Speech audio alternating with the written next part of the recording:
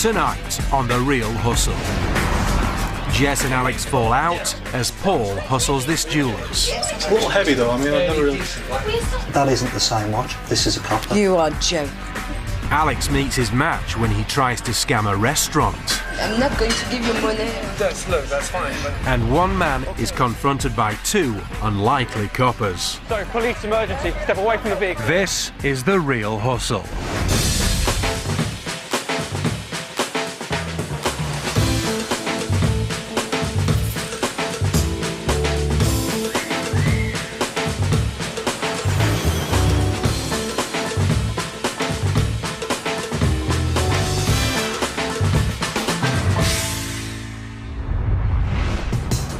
We're going to uncover the secrets behind the most popular scams being carried out by con artists in Britain today. Our real hustlers are Alex, a confidence trickster, Jess, a sexy swindler, and Paul, the scam artist. They've been travelling the UK to demonstrate to our hidden cameras exactly how the cons work. All the people in this show have been hustled for real, and after being given their money back, they agreed that the footage could be shown so that you can avoid being ripped off by the same scams.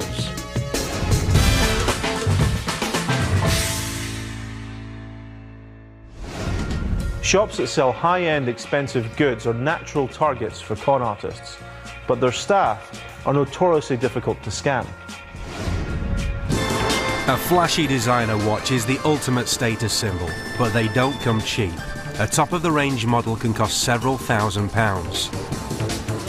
The hustlers are in Birmingham's jewellery quarter, with more than just window shopping in mind. Place with a Rolex, right? Yeah, Rolex. like that. A very expensive watch. To pull off this scam, all our hustlers need to be in on the action. Let's go buy your birthday present. This is the Slap Swindle. Alex and Jess, posing as a couple, arrive at a small jeweller's store. They're shopping for a present for Jess. Look, there's anything you want to have a look at. Okay. I like quite girly.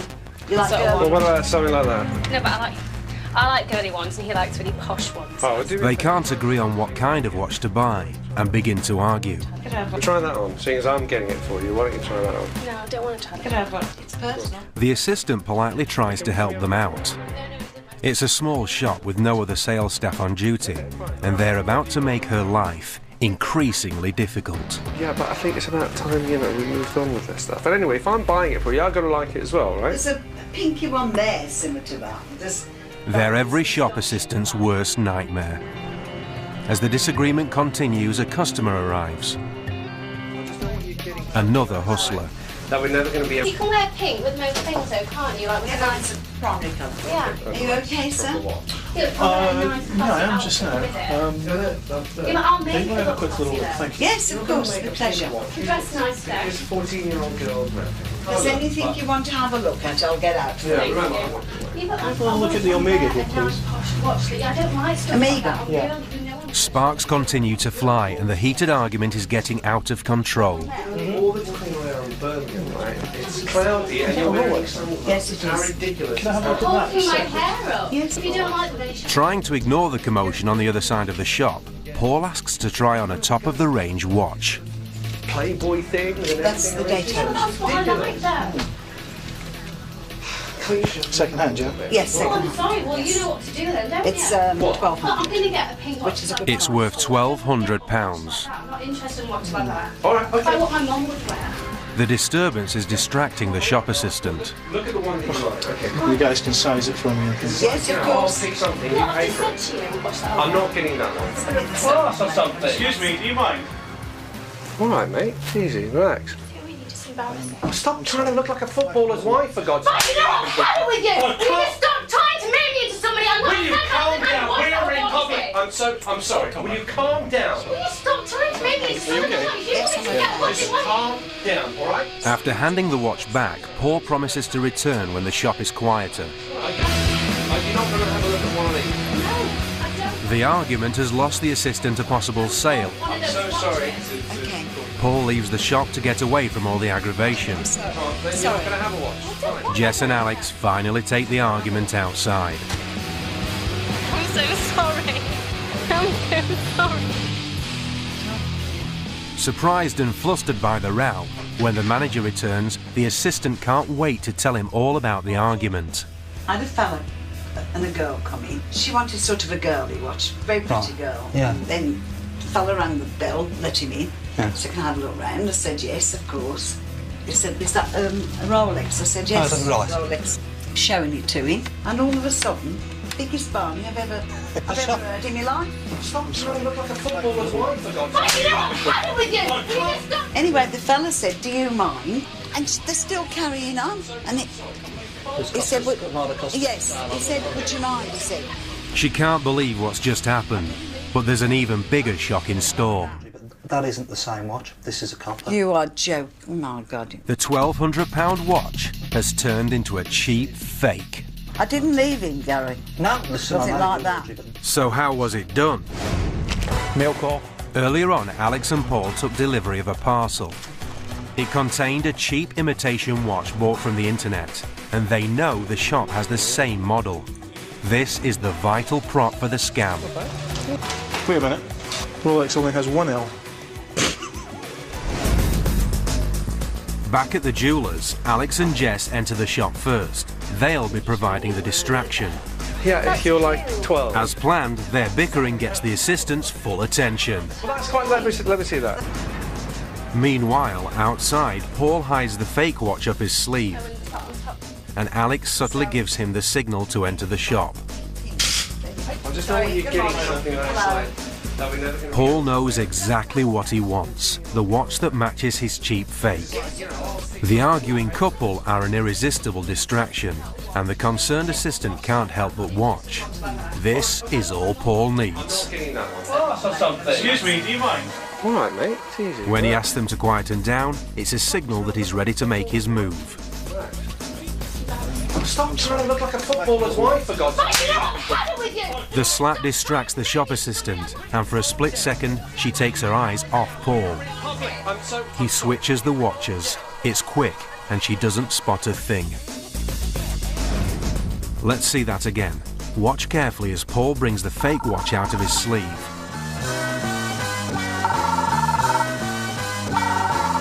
He swapped his dodgy £50 fake for the real deal and walks away with a profit of over £1,000. My eyes don't go from a customer. It was when I heard the slap and the shouting.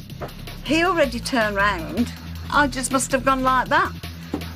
A split second. I am still shaking. You have to remember, people who work in these stores are always targeted by thieves, so they're pretty sharp. But we had a distraction that they couldn't resist. Starts off small, people bickering, but at exactly the right moment, Trying to look like a footballer's wife, for God's sake. there's a slap. And, All hell breaks loose. yeah, you enjoyed that too, didn't you? Yeah. Oh, yeah. The best advice I can give to shops and business to avoid this type of crime is firstly training. Train your staff how to properly handle and show jewellery and goods to customers, and to what to do should there be a distraction in the shop. Secondly, intelligence sharing.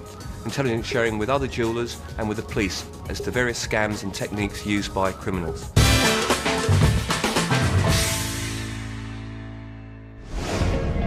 A few years ago, an ingenious conman found a way to scam restaurants by just using a necktie and a splash of red wine. It's lunchtime, and a smartly dressed Alex is looking for a restaurant. But he's not hungry.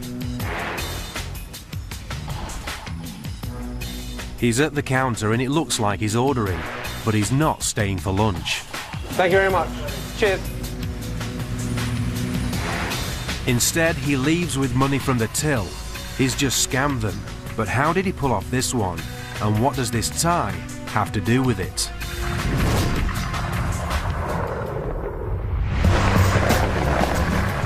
Alex has chosen the lunchtime rush to target the restaurants and cafes of a big city. He's hoping the staff will already be distracted, making them more susceptible to any hustle. The smart suit makes him look respectable, and all he needs to pull off this scam now is a tie. Using this as a convincer, Alex is hoping to leave the cafe with cash from the till and an apology from the owner. Hi there. I had a bit of a problem here a couple of nights ago, and I spoke to a gentleman about it. I can't see him here. He's an older gentleman. Basically, what happened is once wine was poured on the table and went all over my tie. Okay. And he said not to worry about it and to just get the dry cleaning done. And I wasn't really too bothered because I come here quite a lot and it's fine. But as you can see, they haven't been able to take the stain off at all. And I've been stuck with a huge, well, it's £9, but the tie was a gift. So Who you talk to? Well, I can't see him here today, but he was an older gentleman, I think it was. Alex's description is extremely vague. Okay. And the gentleman said that, you know, if I have any problems, just to come back. I need to know who you talk to. I'm not going to give you money. Oh, no, my money. Look, that's fine. But the gentleman I spoke to was an older gentleman. Is it Max? I don't know. I didn't know him by name. She's played right into Alex's hands and actually suggested who it might be. Max, the manager, isn't there, but not wanting to lose or upset a loyal customer, she goes to fetch his wife. So, yeah, sure, no problem. Yes, she's told me. Yeah, I spoke to the gentleman, yeah. This isn't here. Can I give you a check? That's fine, yes, that's absolutely fine. But yeah, this is the... No, that's fine. That's quite all right. Thank you very much. The stained tie and bogus dry cleaning bill are enough to convince her to write Alex a cheque for £9. Great, thank you very much. Thanks again. Sorry. Thank you for taking care of that. Thank you. As Alex leaves the cafe, it's clear the staff have been won over by his charm. This was her first mistake because Alex has never been to her cafe before. It was Jess who stained the tie in preparation for the scam. Just a splash of red wine will do the trick. The spots are barely visible, but it's enough to earn our hustlers some money. Her second mistake was agreeing to hand Alex a cheque for £9, which he pockets and immediately heads into the restaurant next door to repeat the scam all over again. Now, even though it's quite cheeky going from restaurant to restaurant collecting your £9 for your imaginary tie stain, but it's quite time-consuming. So one ingenious conman had the idea of maximising his income by incorporating the post. So what he would do is he would write letters to restaurants he'd never even been to and ask for £9 dry cleaning bill. Now, if he wrote 100 letters a day and only got back 30% of them, that's still quite a lot of money. But there was also another element to his scam. He would always ask for £9, and the reason for that is this. I've got a cheque here, payable to me, Mr. Ian Steele, for £9 only. Okay, so what this conman would do, I'm going to show you exactly now. They would use the same coloured pen and use the dot next to the 9, turn that into a 0, and then next to the word 9, they would add a TY. So now, what we have is we had a cheque for £9 only, but now what we have is a cheque for £90. Now, if you think, if this guy used to get 30 cheques a day and did this to every single one of them, he would make a lot of money. With a potential £90 up for grabs from each restaurant, Alex repeats the scam all afternoon. Hi there, sorry to bother you. At this rate, he'll have enough money for a lot more than a new tie. One of your waiters accidentally spilt wine all over my tie. It could have happened. I mean, you know, it could have been here 2 nights ago, and yeah. I wasn't really thinking because he said he talked to my boss. My boss was here on the night, so I just okay. Always check with fellow members of staff before paying out money for anything. Make sure that the customer is genuine and that the incident did happen. If you do send a cheque, make sure that the amount you paid in the cheque corresponds to your bank statements. If it doesn't, call your bank, because someone's robbing you. More real hustles still to come. The con men convert to the right side of the law. Sorry, police emergency. Step away from the vehicle. And they prove that you don't need luck to win at the casino.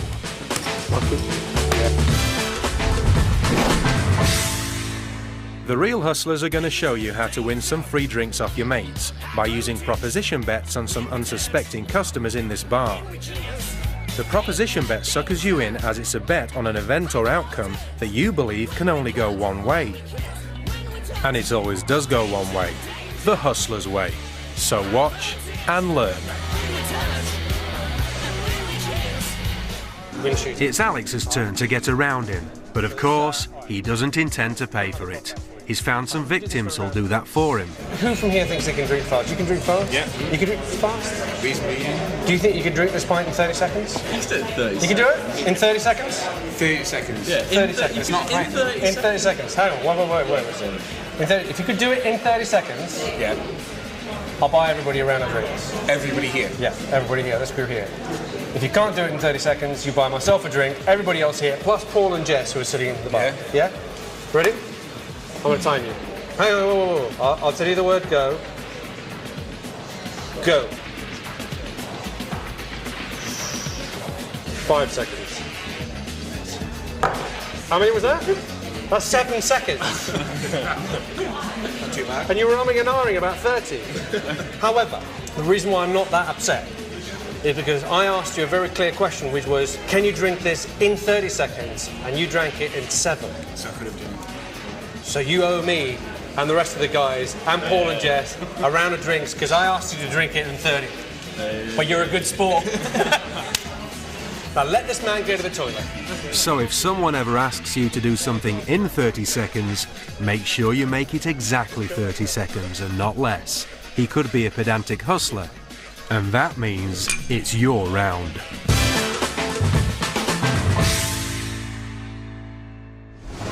No one likes to think their behaviour is predictable, but when confronted with figures of authority, most people will do as they're told. Unfortunately, not everyone is who they seem.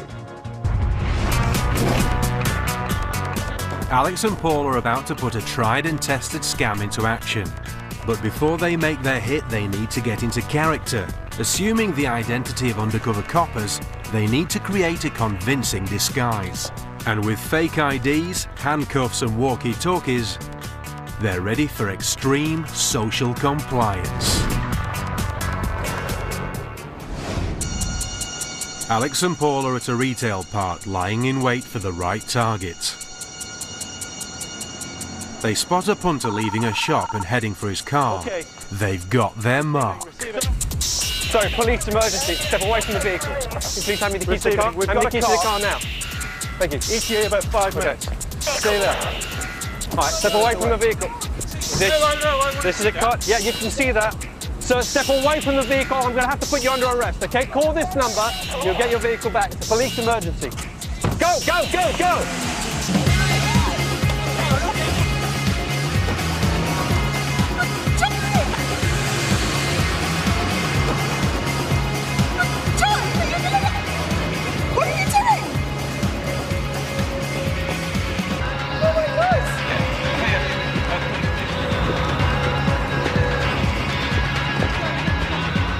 The mark calls the number on the card Alex gave him, but when he gets through to the local chip shop, there'll be no help at all. Let's take another look. As soon as they spot a mark, they move in, and they move in quickly. We've got a car now. The mark, taken by surprise, obeys their commands and hands over his keys. Right, step away from the vehicle. The hustlers waste no time jumping in the car, but the mark now wants to see ID. This is a cut. Yeah, you can see that. Alex thinks fast. Right. So step away from the vehicle. I'm going to have to put you under arrest, okay? Call this number. You'll get your vehicle back. It's a police emergency. Alex successfully commandeers the vehicle, and Paul drives them swiftly away. Go, go! This is really an extreme example of social compliance. By using police badges and creating this situation, we've gotten someone to give us their car. Now, as con men, we know how people react when confronted with the police. But it isn't just the props like the police badge and the uniforms and the handcuffs that make this work. Through the confusion of everything, we don't give them a second to think. Because they're kind of familiar with the idea, probably mostly from television, of the police commandeering a vehicle, we put them into a corner, force them to give us the keys, and then just drive away with the car. But in the real world, things don't really work like that. He came up to me and flashed his warrant badge, give me a card, which I reckon as soon as he gave me the card, and he off in my car, so I'm shaking. Okay, call this number, you'll get your vehicle. Criminal Investigations Department, Ian Steele at Met Police. If they were real police officers, I didn't want to start messing. It's highly unusual for a police officer to commandeer somebody's private car. Police officers hail down taxi cabs and they may ask you to take them somewhere, but to actually take your car and leave you standing there would be an extremely rare event. And of course, the extreme social compliance scam can work in a less ruthless way too. Got an idea? Yeah. With guaranteed free entrance at the movies. Hang on, is there anything actually we fancy seeing? Have you seen the Queen yet? No. Let's see the Queen. Hi there. I'm just following a couple of people pickpocketing around this area. Okay. Thank you.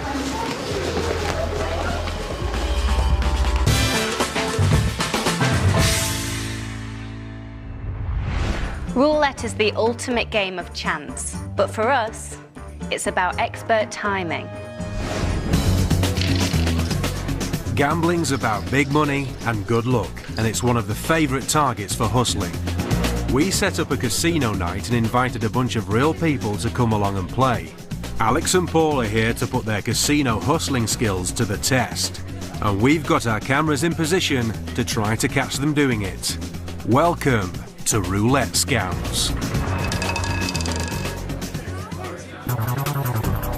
Paul and Alex are busy placing bets all over the layout, just like the other players. But unlike the other gamblers, the spin of the wheel seems to be on their side, as they win again, and again, and again. So what's their secret? When I was a kid, I asked a gambler, how can you cheat at the game of roulette? And he put it like this: what if you could make a bet after the ball had landed in the wheel? This is the art of past posting. In other words, once you know what the number is, you try and take advantage of that information and get something onto the layout without the dealer noticing. So here's past posting in operation.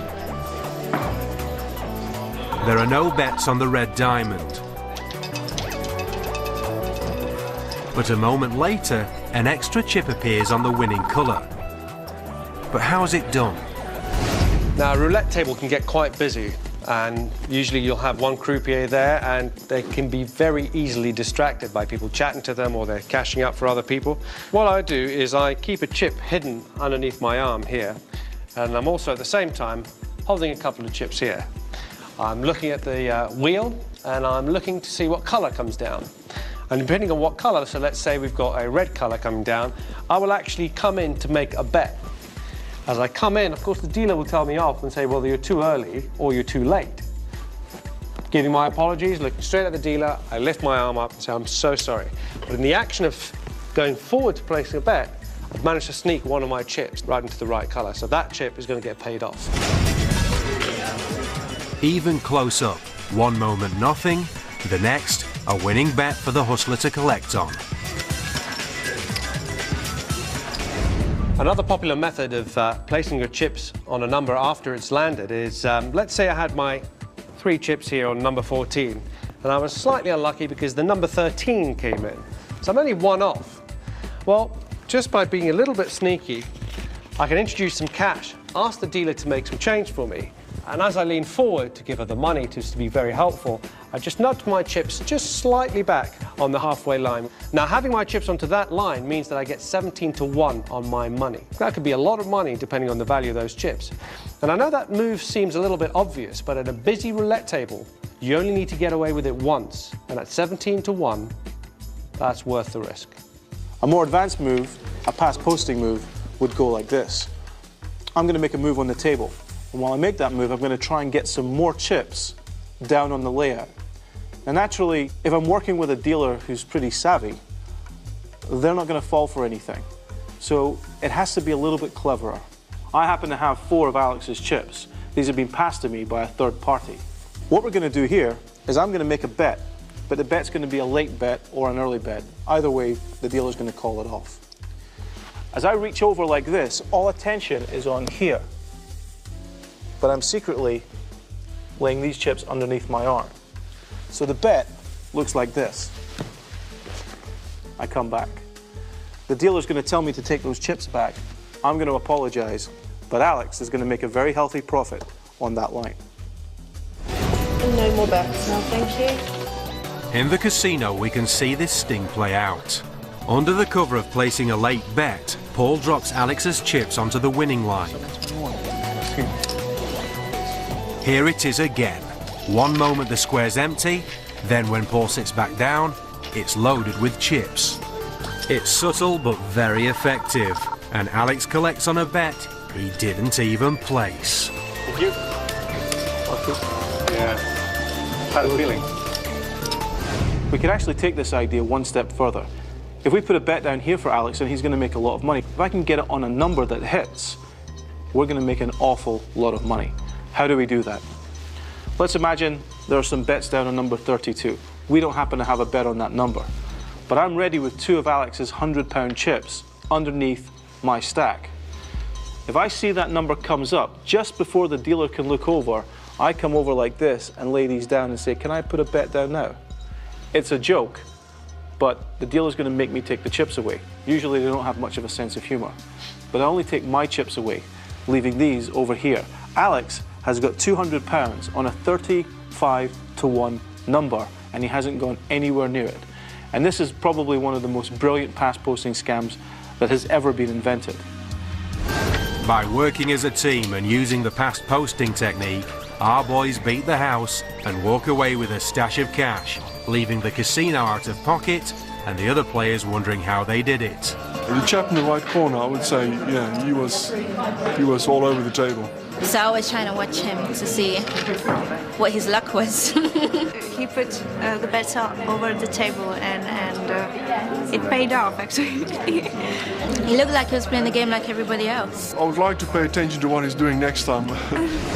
You might find yourself in a casino sometime soon and you might have enjoyed watching these ideas, but however tempted you are, there's absolutely no doubt whatsoever that you will go to jail if you get caught doing these. If they're suspicious at all they're going to do is run to security, they'll rewind the tape, and it's all there for everybody to see.